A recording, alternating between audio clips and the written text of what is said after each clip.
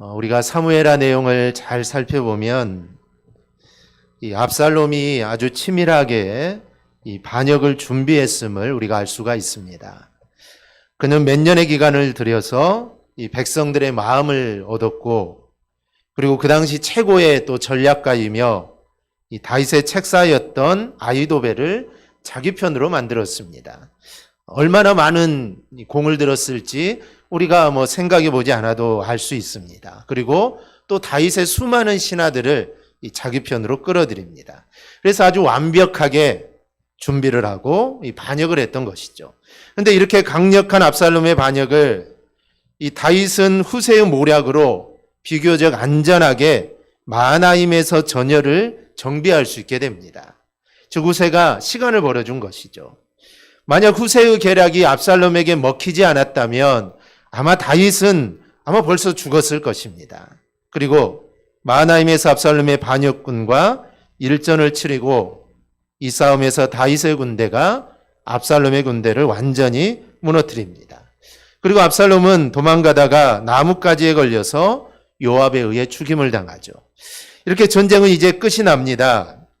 반역을 일으켰던 왕이 되었던 압살롬이 죽자 그의 군대는 더 이상 이제 충성할 사람이 사라지게 되죠. 그래서 힘을 발휘할 수가 없었던 겁니다. 비록 숫자적으로는 다윗이 정말 열악했지만 요압이 압살롬을 죽임으로 다윗 군대는 승리를 하게 됩니다. 이렇게 승리한 군대는 당연히 돌아올 때 개성가를 부르며 입성하게 되어 있습니다. 이 다윗의 군대도 이제 개선하여 돌아왔습니다. 그런데 개선의 기쁨이 나타나지가 않습니다. 오히려 군사들은 기뻐하기보다는 기쁨을 감추면서 들어오게 됩니다. 왜냐하면 자신들이 목숨을 바쳐 싸운 다윗이 기뻐하지 않았기 때문입니다. 그래서 군사들은 전쟁에서 이겼지만 이 반란군을 진압했지만 오히려 죄인이 된 듯한 모습으로 조용하게 성으로 돌아오게 되죠. 그래서 이게 과연 이긴 전쟁인가? 이게 진 전쟁인가? 이게 싶을 그런 정도입니다. 이렇게 이 전쟁을 이긴 전쟁이면서도 이긴 것 같지 않는 모습이 나타나는데 이런 이중성의 모습을 오늘 말씀을 통해 우리가 살펴볼 수 있습니다. 먼저는 승리에 대한 이중성입니다. 1절에서 3절은 전쟁을 마치고 출전했던 병사들이 성읍으로 귀환하는 모습이 나옵니다.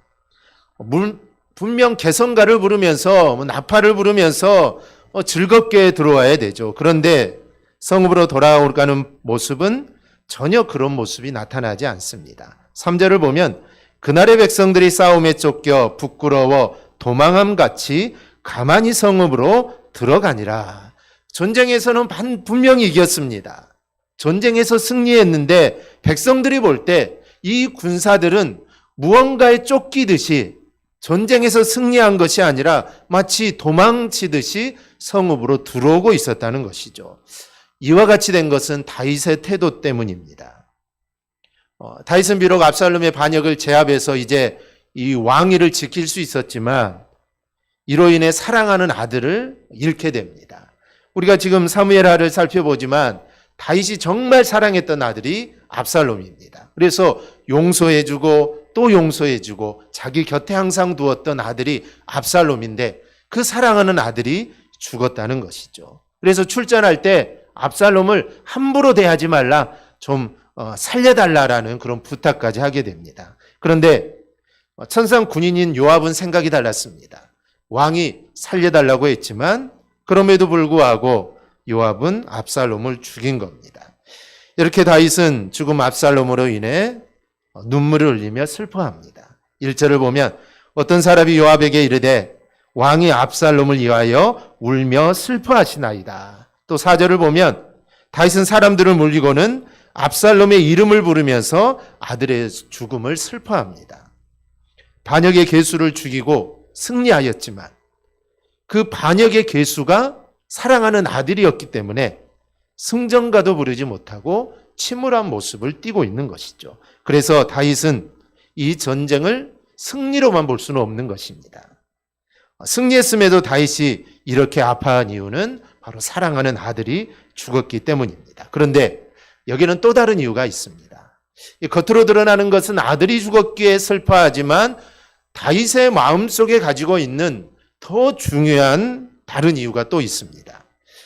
다윗은 우리아의 아내 밧세바를 취하면서 살인과 간음이라는 죄를 짓게 됩니다.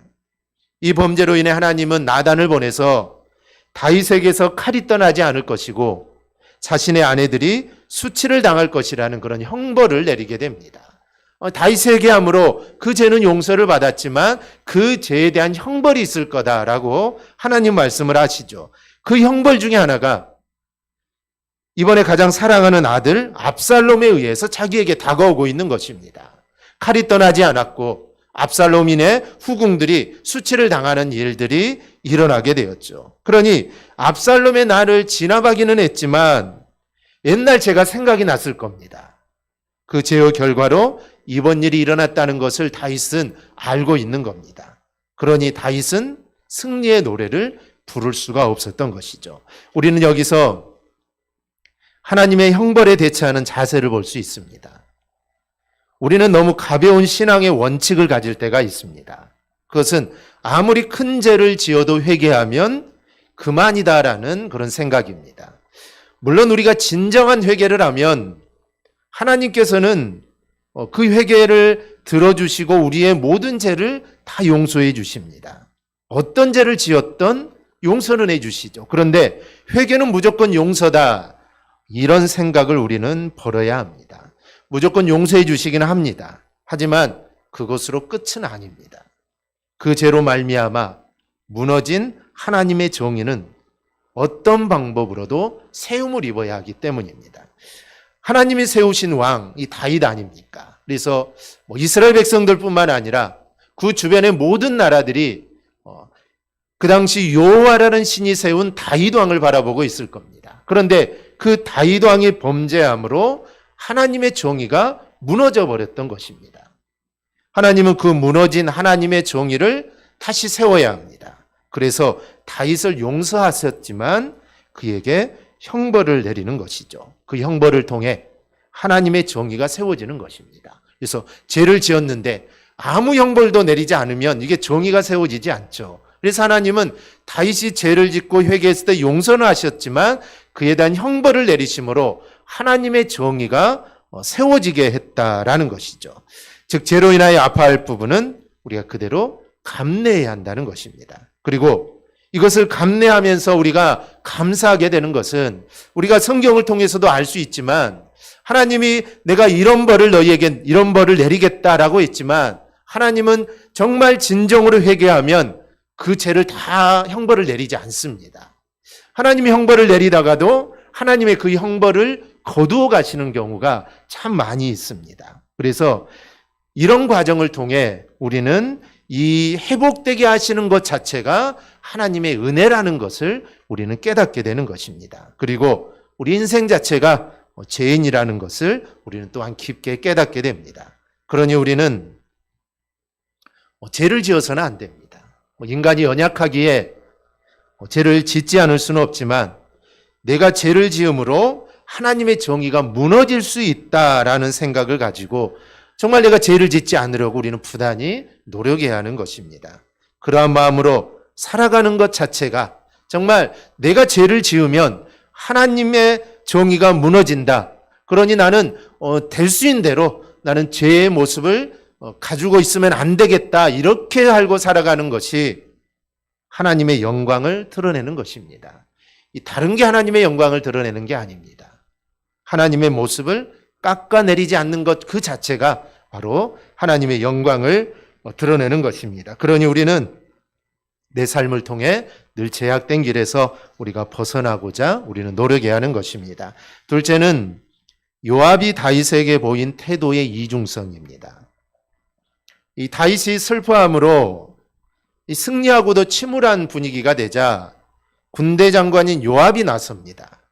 나서서 다윗이 슬퍼함으로 군사들의 사기가 떨어졌다고 이야기를 합니다. 5절에 6절의 내용을 보면 군사들은 목숨을 걸고 왕과 왕의 자녀들과 왕의 처첩들과 비빈들을 구했는데 왕이 슬퍼하니 군사들이 오히려 부끄러워할 일을 한 게 되는 게 아니냐라고 말을 합니다. 그리고 군사들이 이런 감정을 갖게 하는 것은 군사들을 멸시하는 것이다 이야기를 하면서 오히려 압살롬이 살고 우리가 다 죽었으면 왕이 기뻐했을 것 같다라고 이렇게 이야기를 합니다. 그리고 이제 나가서 군사들을 격려하라고 하죠. 그렇지 않으면 군사들이 왕과 함께 할 수 없다라고 아주 강하게 이야기를 합니다. 요압의 말을 들은 다윗은 일어나 성문에 앉습니다. 그제야 백성들은 성문에 모여 전쟁의 승리를 이제 만끽을 하게 되죠. 이렇게 요압에 의해서 다윗은 자신들을 위해 싸운 군사들을 격려하게 되고 이제 이 압살롬의 난이 완전하게 진압되었다는 것을 기정사실화하게 됩니다. 그런데 요압의 모습에도 이중성이 있습니다. 우선 긍정적으로 생각해 보면 요압의 말은 다 맞습니다. 요압의 말 틀린 말이 하나도 없죠. 다윗과 함께한 군사들은 다윗을 위해서 목숨을 건 사람들입니다. 자기의 가족을 위해서 목숨을 건 사람이 아니죠. 그들이 목숨을 건 것은 다윗과 다윗의 자녀들과 다윗의 가족을 위해 목숨을 걸었던 사람들입니다. 다윗에 대한 신뢰가 큰 사람들이죠. 그렇다면 다윗은 아비로서 비록 아들을 잃었지만 왕으로서는 이렇게 자신을 위해 목숨을 바친 군사들을 치하할 필요가 당연히 있는 것입니다. 어찌 보면 압살롬의 죽음은 사적인 일이지만 목숨을 걸고 왕국을 지켜낸 군사들을 치하하는 것은 이건 공적인 일입니다. 어떤 일을 이루는데 사사로운 것은 공적인 것 뒤로 숨겨야 하는 것입니다. 압살롬의 죽음을 공개적으로 슬퍼한다면 만약에 다음에 또 누군가가 모반을 일으켰을 때 어느 누구도 다윗 편에 서지 않을 것입니다. 그러니 압살롬의 죽음이 아무리 슬퍼도 사사로운 것이기에 뒤로 물려야 합니다. 먼저 군사들을 격려하고 기쁨을 나눈 후에 혼자 슬퍼해야 하는 것이죠. 그런데 다윗은 압살롬이 죽었다는 소식을 듣자마자 내 아들 압살롬아, 내 아들 압살롬아, 차라리 내가 너를 대신하여 죽었다면 압살롬 내 아들아 라고 하면서 압살롬의 이름을 불러가면서 슬피 울었습니다. 그리고 승전에 대한 기쁨보다는 그 슬픔에 더 빠져 있었죠. 그런데 아무도 이런 상황에 나설 수가 없습니다. 왕이 슬퍼하니 누가 나설 수 있겠습니까? 그래서 군사들을 비롯하여 모두가 승리하고도 치하를 받지 못한 상황입니다.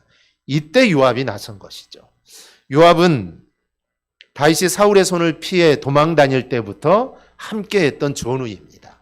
그리고 다윗의 조카이기도 하죠. 그러니 다른 신하들과는 달리 왕 앞에 나가서 말을 할 수 있는 어찌 보면 그런 위치에 있는 사람입니다. 그리고 다윗도 그런 요압의 말을 가볍게 여길 수 없습니다. 함께 정말 목숨을 걸었던 전우이기 때문에 그리고 또 조카이기 때문에 그 말을 함부로 할 수 없다는 것이죠. 이런 점을 생각해 본다면 분명 요압의 나섬은 긍정적인 역할을 한 겁니다. 결과를 보았을 때 이 긍정적인 모습으로 나타났기 때문이죠. 다윗에게 어찌 보면 이런 직언을 할 수 있는 군장이 있다는 것도 어찌 보면 그에게 복일 것입니다. 그리고 우리는 이런 모습을 통해서 우리가 어떤 위치에 있든지 내가 나설 때에 나서야 한다는 점을 우리는 생각해 볼 수 있습니다. 성도로서 정말 우리가 마땅히 나서야 하는데 우리가 개인적인 이해타산 때문에 나서지 못할 때가 우리는 참 많습니다. 요압이 나서서 다윗으로 하여금 마땅히 할 일을 직시하도록 했다는 점에서 우리도 우리의 삶에서 그런 자세를 우리는 본받아야 합니다. 그런데 요압의 이런 나섬은 긍정적인 면만 있는 게 아닙니다. 왜냐하면 요압이 나선 것은 온전한 충성심의 그것 하나만 가지고 나선 것이 아니기 때문입니다. 왜냐하면 요압의 말은 도를 넘었습니다.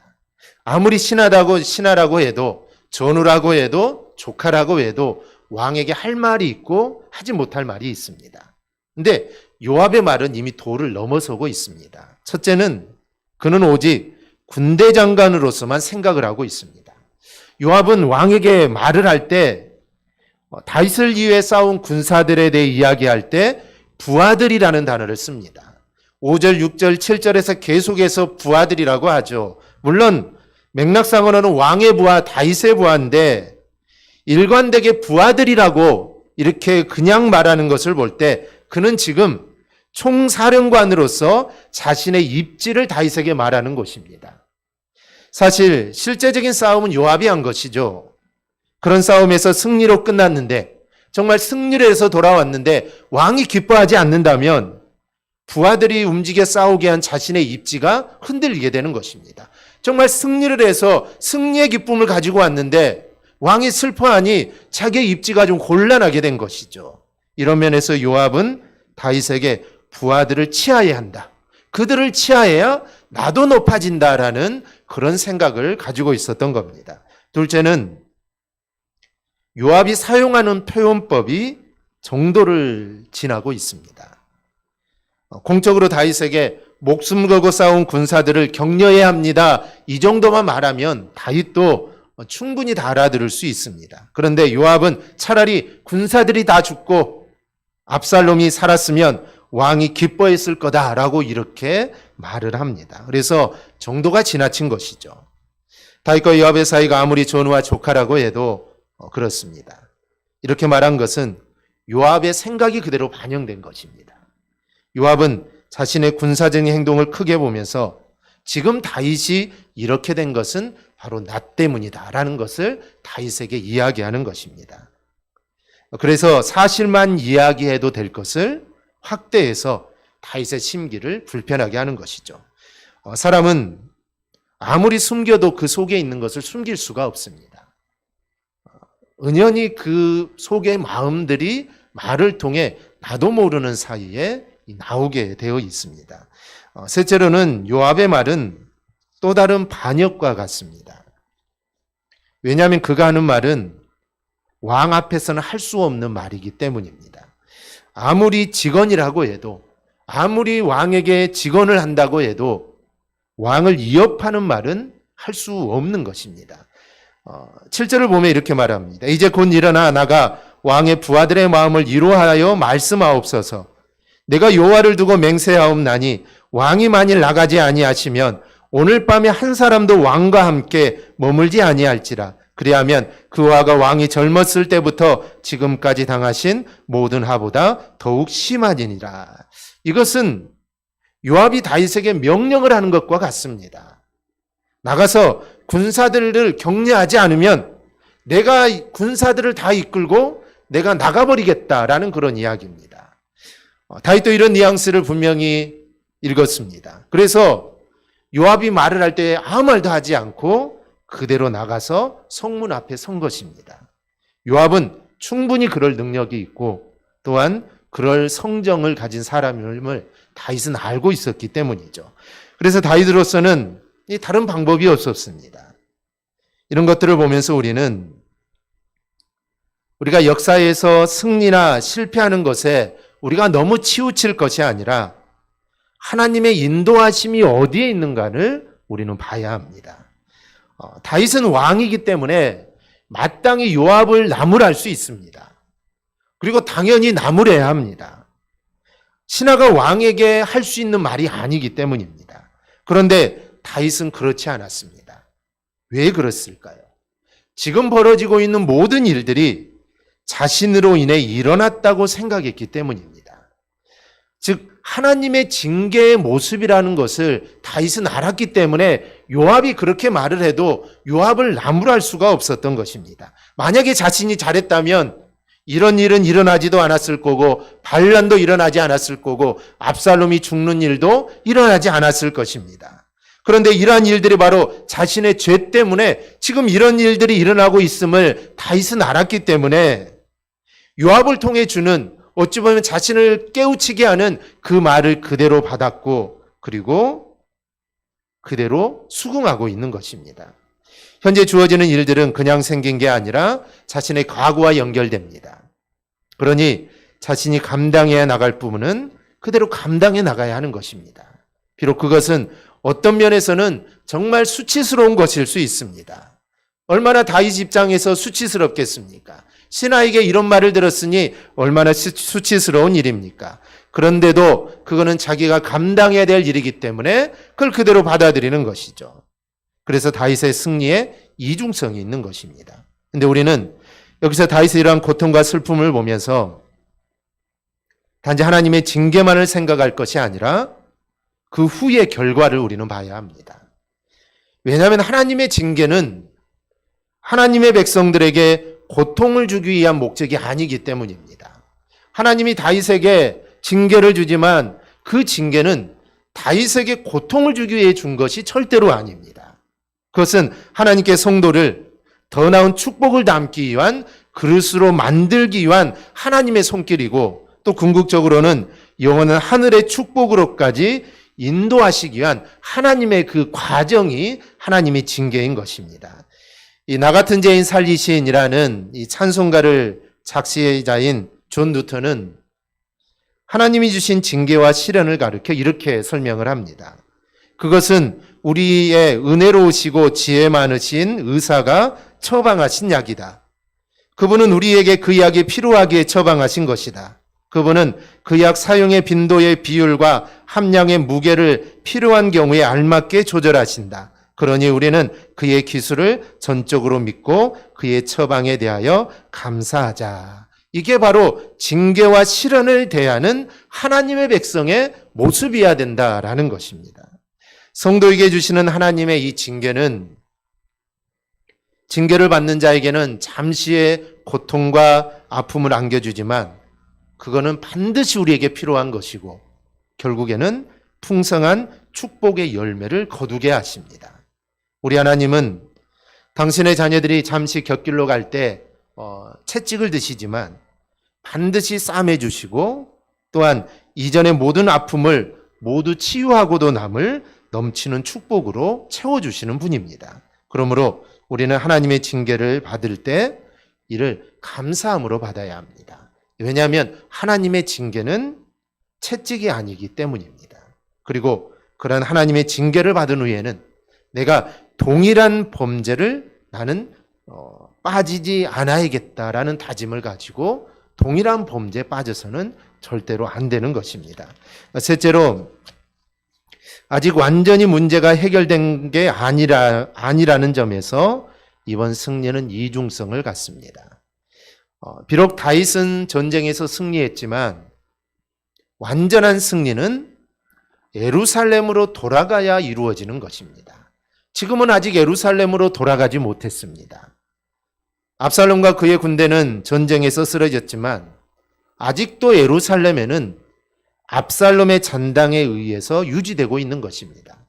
사실 어쩌면 이번 전쟁으로 인해 상처 입은 자들은 다윗이든 누구든 왕으로 받아들이지 않을 수도 있습니다.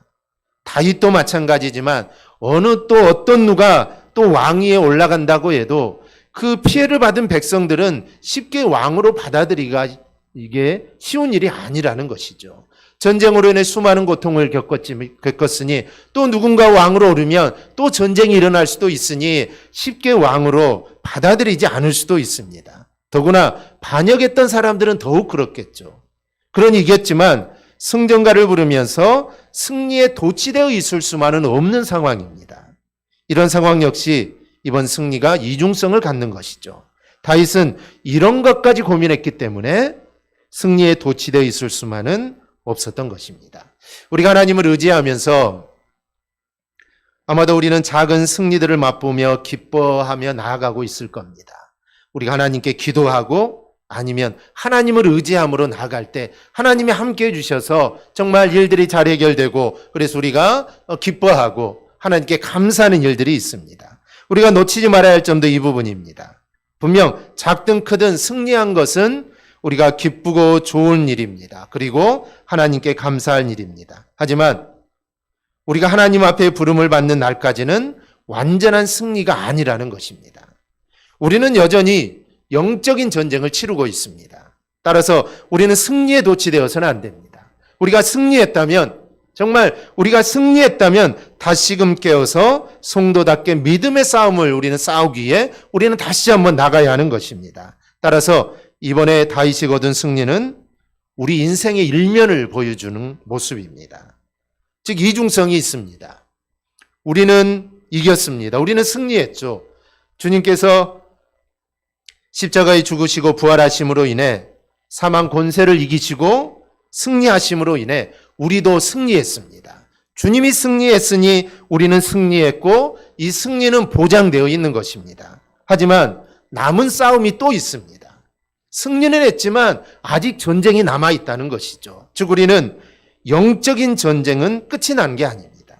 주님이 나를 부르시는 그날, 내 목숨이 다하는 그날까지 우리는 영적인 전쟁을 계속해 나가야 합니다. 그러니 우리는 늘 주님을 의지해야 하는 것입니다.